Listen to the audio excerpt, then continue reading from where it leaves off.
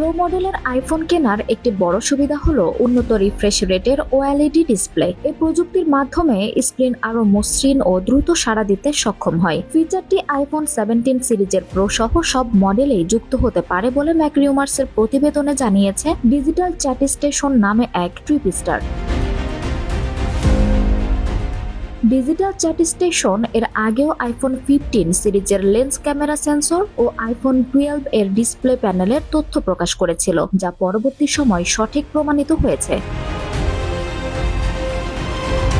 গত সেপ্টেম্বরে display supply chain বিশেষজ্ঞ রস ইয়ং জানান, 2025 সাল থেকে পরবর্তী আইফোনগুলোয় বেস মডেলের প্লাস আইফোনের পরিবর্তে বাজারে আসতে পারে স্লিম আইফোন 17। এই মডেলেও প্রো মোশন ডিসপ্লে থাকার কথা উল্লেখ করেছেন ইয়াং। এদিকে ডিজিটাল চ্যাট স্টেশন বলছে, আইফোন 17 প্রো ম্যাক্সে ফেস আইডি সেন্সর ও ডাইনামিক আইল্যান্ডিটি আরো ছোট করে দেওয়া হতে পারে। পুরো লাইনআপে 12 মেগাপিক্সেলের বর্তমান আইফোনগুলোর ফ্রন্ট ক্যামেরার পরিবর্তে 24 মেগাপিক্সেলের ফ্রন্ট ফেসিং ক্যামেরা থাকবে। এই সিরিজে প্রথমবারের মতো অ্যাপেলের ডিজাইন করা ওয়াইফাই বা ব্লুটুথ চিপ ব্যবহার করা হবে।